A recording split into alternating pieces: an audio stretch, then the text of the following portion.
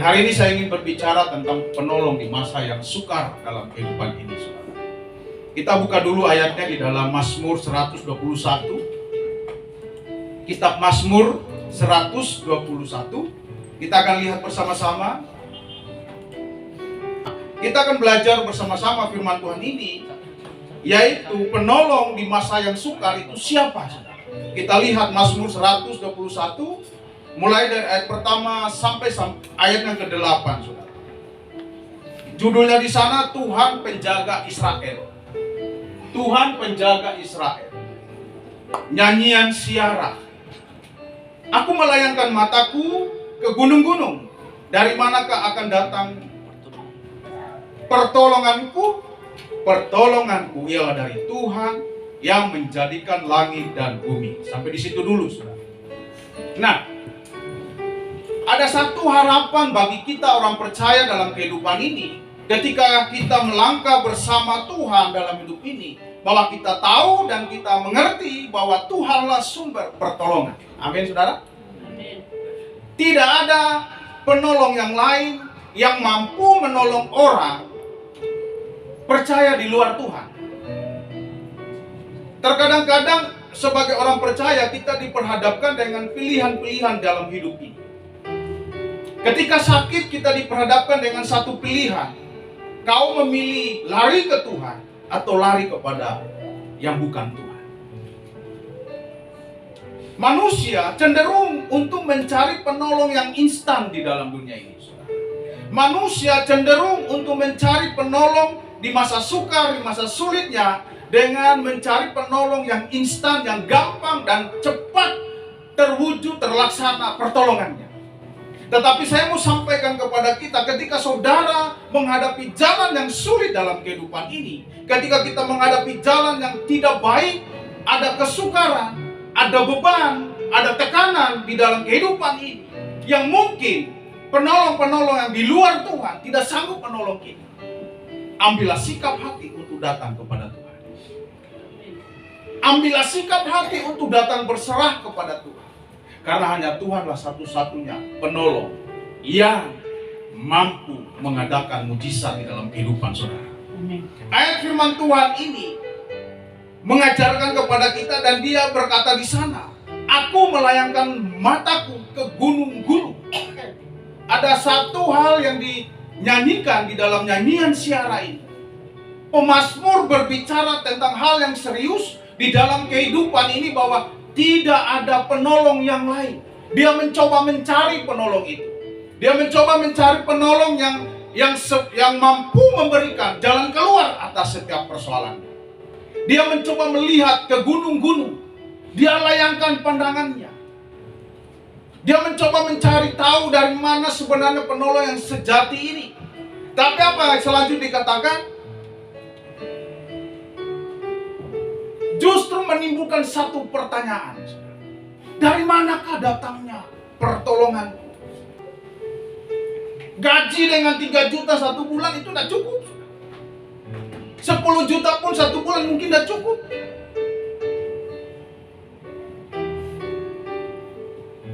Ketika hal ini terjadi dalam kehidupan kita, kita mungkin mengalami depresi, tekanan, dan kita tidak tahu mau kemana. Tapi firman Tuhan justru mengajarkan kepada kita, ketika tidak ada pertolongan lain. Di ayat yang kedua, pemazmur berkata, pertolonganku ialah dari Tuhan. Dia meyakinkan hatinya bahwa pertolonganku datangnya dari Tuhan. Suamimu, istrimu, anak-anakmu bisa menolongmu, tapi pertolongannya terbatas. Orang tuamu, pertolongannya terbatas. Sahabatmu, temanmu, pertolongannya terbatas. Manusia ada keterbatasan. Tidak bisa menolong 100%. Tetapi Tuhan yang kau percayai, Yesus yang kita percayai, mampu menolong saudara, mampu memberikan jawaban kepada doamu kalau engkau percaya dalam hati. Tidak ada yang mustahil. Tidak ada yang sukar bagi Tuhan untuk menolong anak-anak. Tidak ada satupun hal yang bisa menghalangi dia untuk menolong anak-anak. Tetapi yang menjadi persoalan adalah anak-anaknya. Ketika di dalam masalah, bukan mencari dia, tapi mencari yang lain. Amin. Kita harus punya sikap mental yang baik di akhir tahun ini, saudara. Supaya ketika engkau masuk tahun 2023, engkau yakin langkahmu. Bersama Yesus, aku pasti menang. Bersama Tuhan, kita akan melakukan perkara-perkara besar.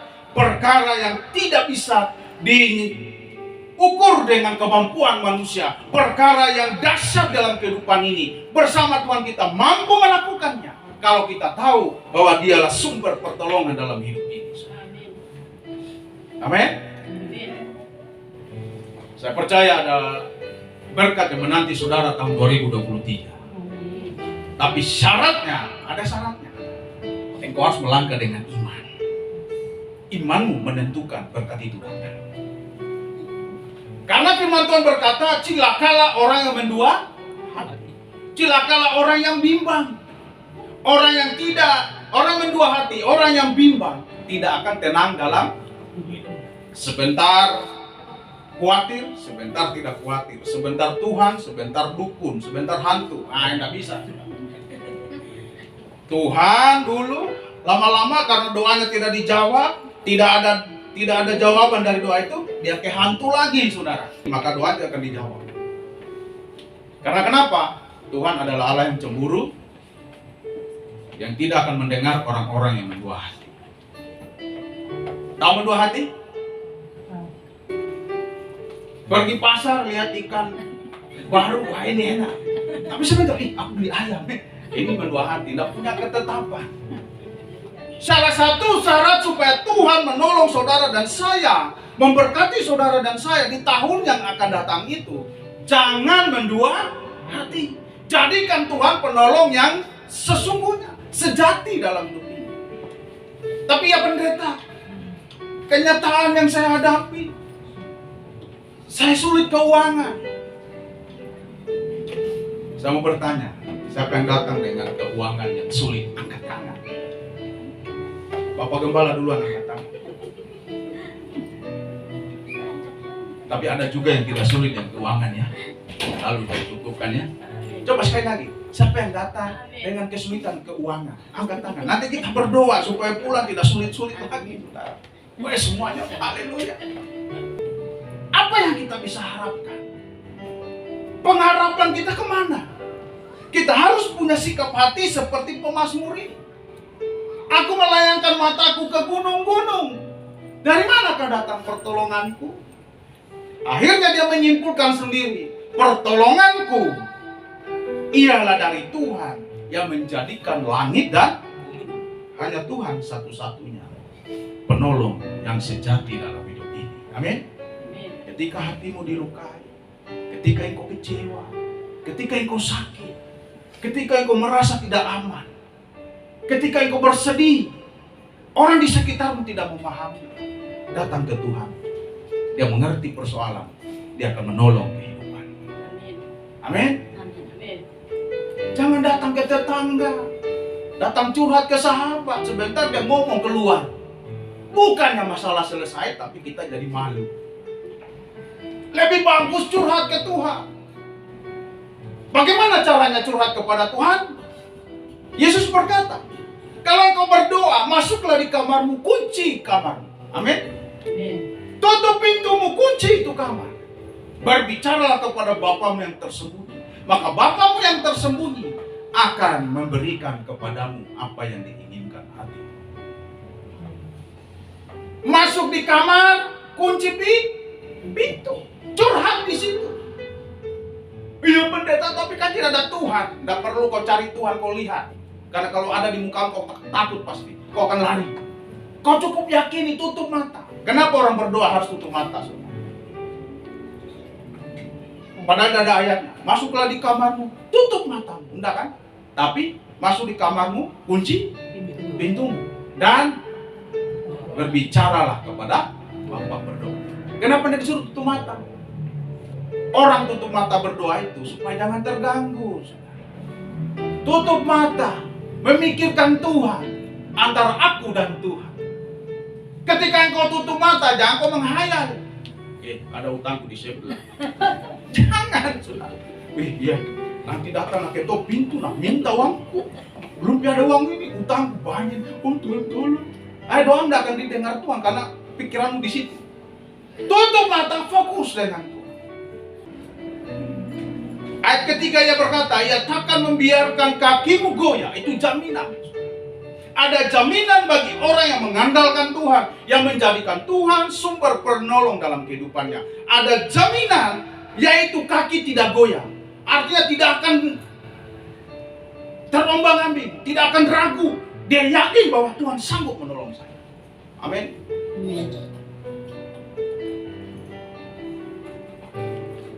Penjagamu tidak akan terbelah. Sesulit-sulit apapun kehidupan kita, saudara, saya percaya ada mujizat yang terjadi. Ada pertolongan Tuhan yang selalu nyata. Amin. Sesulit-sulit apapun keadaan saudara, selalu ada caranya Tuhan membantu, menolong saudara dan saya. Amin. Walaupun uangmu sudah habis, Ibu Gembala ngomong sama saya, Pak Gembala, bagaimana minggu kelima? Udah berdoa aja. Iya, tidak punya dana. Ya udah berdoa saja. Saya percaya Tuhan akan menolong kita. Minggu kelima itu tanggal tua yang sangat berat, saudara. Kadang-kadang kita tinggal makan sambal tarasi dengan tempe, saudara, demi bertahan hidup. Amin. Tapi Tuhan tidak pernah membiarkan orang-orang percaya itu kelaparan. Selalu ada jalannya. Walaupun pinjam temannya, pinjam dulu. Habis pulang aku ganti. Amin. Tapi jangan kalau minjam lupa kasih pulang, itu dosa, saudara. Ada orang minjam, ditagih, dia bilang, aduh, lupa, tunggu dulu, nih habis uang bulan depan ditagih lagi. Baru kau beli barang. Ingat, jangan berutang kepada siapapun juga. Karena kalau engkau berutang, pengadilan Tuhan akan membongkar semua itu. Kau berutang belum selesai. Nah kalau kita sudah mati baru dibilang kau ada utang di bumi, kau tinggalkan. Lunasi dulu baru kau masuk surga. Nah bagaimana caranya kita membangun, saudara? Dari kuburan, nggak mungkin juga. Yang kita berutang, yang kita utangi pasti lari. Ada setan yang datang. Padahal masuk setannya kita itu baik, saudara. Mau datang bayar utang. Karena disuruh dari alam baka, selesaikan dulu itu utangmu. Kita datang dengan jalan kaku, entahkah di alam mimpinya dia pasti bangun thanking kita. Dalam nama Yesus pergi. Dan tidak diterima, antara langit surga tidak terima, bumi tidak terima. Jadi kalau ada yang berutang, selesaikan sekarang utang itu. Atau kalau belum selesai, berdoa untuk selesaikan, saudara. Karena ada dua yang menolak kita, surga dan bumi. Datang ke hadapan Tuhan, Tuhan, aku anakku, aku cinta. Aku sudah datang di Hafira ibadah. Aku selalu beribadah di Hafira, aku memuji menyembah Tuhan. Iya, aku tahu kau hadir di sana. Gembala Pasri itu, iya, Pasri itu orangnya baik. Wah. Dia setiap minggu khotbah sambil main keyboard. Baik sekali pendeta itu. Iya, aku tahu dia. Dia itu kusuruh memang jadi gembala kamu di situ. Tapi kau tidak boleh masuk. Kenapa Tuhan? Aku kan sudah rajin. Iya ada utangmu. Kemana utangmu? Ada di Pak Gosal. Berapa? Hanya 5.000. Pulang dulu selesaikan itu.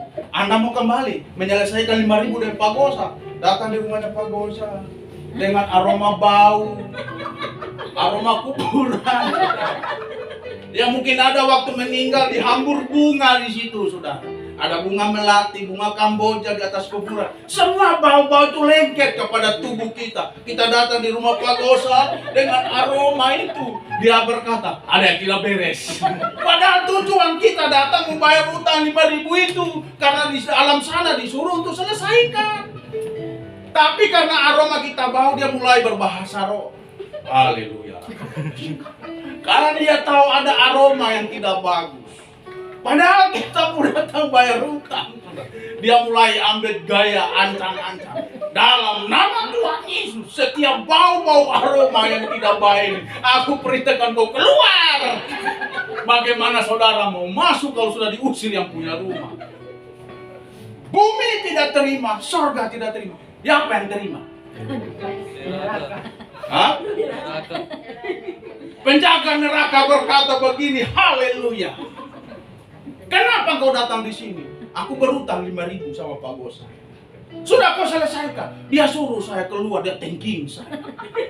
Terus bagaimana surga? Surga suruh selesaikan dengan Pak Gosa. Jadi tidak bisa selesai. Karena antara aku dan dia ada jurang yang tidak bisa terseberang. Terus kemana kau pergi? Aku tidak tahu.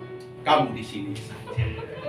Di sini tempat kita. Banyak kawanmu di dalam situ yang suka juga begitu. Kamu 5.000, dia cuma 1.000. Saudara, neraka, dosa itu tidak pandang besar kecilnya apa yang kita lakukan. Di hadapan Tuhan tetap dosa. Mau 1.000 kita pinjam, mau 5.000 kita pinjam, dengan 1 miliar sama dosa kalau tidak kembali. Jadi saudara, kalau kita betul-betul butuhkan pertolongan, kalau kita sudah mengharap ke Tuhan dan ada sahabat kita, teman kita menolong, lakukan itu. Kita ambil dan kembalikan. Amin. Dan berdoalah, Tuhan, sebelum umurku berakhir di bumi ini, beri aku kemampuan untuk menyelesaikan utang piutangku ini. Karena kenapa, saudara? Firman Tuhan melarang kita untuk berutang. Amin. Jadi ibu-ibu, ya ibu-ibu, kalau kau susah keuanganmu, kasih tahu suami. Pak Gembala bilang, pendeta ngomong, tidak boleh berutang. Tanggung jawabmu, kami makan atau tidak, saya dan anakmu ada di pundakmu sekarang. Tapi kalau suamimu juga pengangguran, bantulah dia untuk mencari cara. Seperti Ibu Gembala punya suami pengangguran, dia yang pontang-panting pergi bisnis.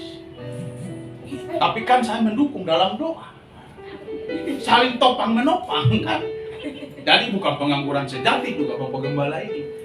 Kemarin dia pergi keluar, dia bilang, Pak, izin kemana? Aku pergi dulu jualan. Saya diam, saya nggak respon, saya nggak larang, saya juga nggak menyuruh. Karena kalau saya larang saya salah, kalau saya suruh saya salah. Pertama, saya melarang, dia butuh duit, saya tidak bisa kasih uang, ya kan? Kalau saya suruh, berarti saya salah. Nanti dia bilang, mana tanggung jawabmu? Kamu bapak rumah tangga. Jadi salah satu yang terbaik, diam. Karena diam itu emas. Saya pakai jurus itu, diam. Saya naik berdoa, Tuhan, apa yang dilakukannya, Tuhan buat jalannya berhasil. Saya duduk di kamar, saya sambil buka-buka handphone, main-main game, saya berdoa, Tuhan, kemanapun dia pergi, Tuhan buat berhasil. Hanya itu yang saya buat. Saya diam dan ngomong ke Tuhan. Pulang-pulang Ibu Gembala udah langsung naik. Saya di kamar, saya dengar. Saya tanya anak saya yang bungsu, siapa datang? Saya sudah tahu. Tapi namanya pura-pura nanya. Siapa yang datang? Mama datang kok. Dia udah naik, mulai sibuk masak. Saya pikir saya nggak kasih uang dia ini. Tapi kok sibuk masak di bawah. Masa dengan saya dengar cerita sekali saudara, sambil menyanyi lagu rohani. Oh, kayaknya doa saya terjawab tadi ini. Tapi kok enggak langsung muncul karena saya diam. Mungkin dia pikir, ini laki-laki ini tidak mau mendukung, tidak mau merespon, diam-diam saja. Ketika saya diam, waktu dia pergi, setelah dia pergi, saya naik berdoa. Saya doa dan Tuhan buka jalan bagi dia. Dia dapat mungkin ampau, enggak tahu dari mana. Dia masakan kami. Salah satu ciri orang yang doanya dijawab, selalu bersuka cita. Amin. Saya duduk, tiba-tiba teriak, panggil Bapak makan. Sukacitaku meluap. Karena doaku terjawab. Saya turun, saudara. Salam. Karena saya tahu, tadi tidak ada yang dimasak. Sekarang pulang ada yang dimasak. Kita makan enak. Benar, saudara. Jadi sama-sama saling menopang. Jadi jangan istri ngomel kepada suami ketika suami muda mungkin belum berdaya. Ya, topang. Pak, satu yang ku butuh apa? Doa. Karena kalau kau berdoa, penolong sejati akan mendengar doa. Amin. Ke Tuhan. Maka apa yang kita perbuat pasti Tuhan buat berhasil. Nah, saudara yang saya kasih dalam Tuhan, ini hanya cerita.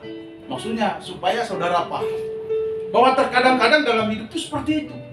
Ketika suami mungkin dalam situasi yang tidak baik, istri mengambil tanggung jawab itu karena dia penolong. Amin. Menopang suami. Tapi ketika suami sudah diberkati Tuhan, jangan juga semerta-merta, wah suami sudah diberkati Tuhan, sudah banyak uang, wah aku mau pasole. Salah. Tahu pasole? Jokka terus. Apalagi tinggal di Kampung Mall. Pak, gaji Pak, mana? Kenapa? Sudah 1 bulan ini saya rindu mau ke mall, hanya awal bulan lalu, sekarang 1 bulan Pak. Aku mau cuci mata, saudara tahu kalau cuci mata.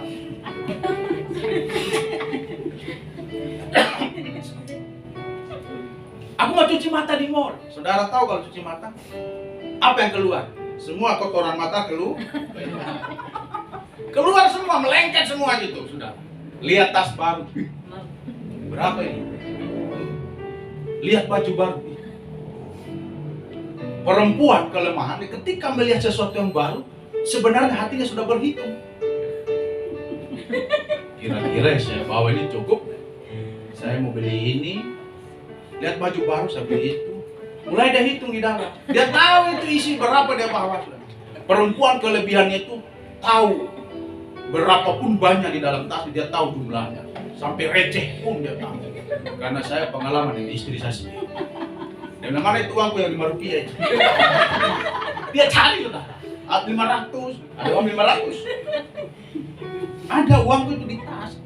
Saya pikir, saya pernah, saudara. Ini real. Jadi semoga mungkin saudara, ibu-ibu yang lain tidak begitu. Tapi istri saya itu kalau masalah itu tajam sekali. Saya pernah mau beli, kalau saya tidak salah, kue itu, saudara. Kue Roma kelapa. Saya bongkar-bongkar dompet saya dapat 5.000 karena harga Roma kelapa itu kalau tidak salah 6.000 atau 8.000 itu. Kurang 2.000 rupiah. Saya bongkar dia punya tas. Saya ambil 2.000 uang koin. Sudah beli, saya diam-diam. Itu tas saya perhatikan jarang disentuh. Sudah lama tidak disentuh itu tas. Tapi satu kali waktu dia mau belanja apa, dia bongkar. Wah, anaknya minta, ada di tas mama itu di bawah, warna ini, ada uang koin di situ, sekian. Waduh, saya pikir saya sudah ambil tadi. Dia tahu ini. Anaknya bilang, Pak, tidak cukup, Ma, tidak cukup. Dia bilang, siapa ngambil? Uang saya itu sekian di dalam. Pada uang receh, ada 500 beberapa dengan uang koin beberapa yang 1.000. Saya sudah ambil di koin. Jadi memang wanita ini tajam dalam hal yang seperti ini. Jadi kalau Anda berkata saya mau pergi mall cuci mata, hati-hati. Semua yang di mata itu keluar semua. Jadi 1 juta, 3 juta di bawah tidak akan cukup itu, saudara. Jadi kalau engkau sudah diberkati suamimu bukan begitu caranya. Tuhan terima kasih engkau sudah berkati kamu. Saya percaya yang ada ini Tuhan akan berkati lebih. Pasti akan diberkati lagi. Amin. Bukan salah, tapi belajarlah untuk memanage kehidupan. Karena hari-hari ini adalah hari-hari yang buruk kata firman Tuhan. Nah, sesungguhnya tidak terlelap dan tidak tertidur penjaga Israel. Nah, saudara saya kasih dalam Tuhan, penolong di masa sukar hanyalah Tuhan satu-satunya. Amin.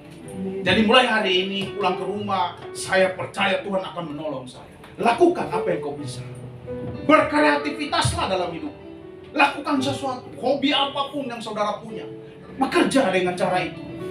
Hobi itu akan diberkati Tuhan. Amin. Amin. Nah, saudara saya kasih dalam Tuhan, apapun yang menjadi hobi saudara, kalau engkau datang kepada Tuhan dan meminta Tuhan tolong saya, maka semuanya akan terjadi terlaksana. Dari mana datang pertolongan? Dari itu Tuhan. Tuhan akan memberkati. Apapun yang kau buat dengan tangan akan Tuhan berkati, karena Dialah penolong yang sejati. Amin. Makanya di sini firman Tuhan berkata, sesungguhnya tidak terlelap dan tidak tertidur penjaga Israel. Tuhanlah penjaga. Tuhanlah naungan di sebelah tangan kanan. Jadi kemanapun kita pergi hari ini, saudara, Saya mau sampaikan, Tuhan adalah perlindungan, naungan yang ada di tangan kanan. Seperti seorang ayah menggandeng tangan anaknya, demikianlah Tuhan menggandeng saudara dalam kehidupan. Jangan takut melewati tahun ini. Percayalah, berkat Tuhan disediakan bagi saudara dan saya ketika hatimu teguh di hadapan Tuhan. Amin. Mari kita bangkit berdiri, kita akan berdoa. Haleluya.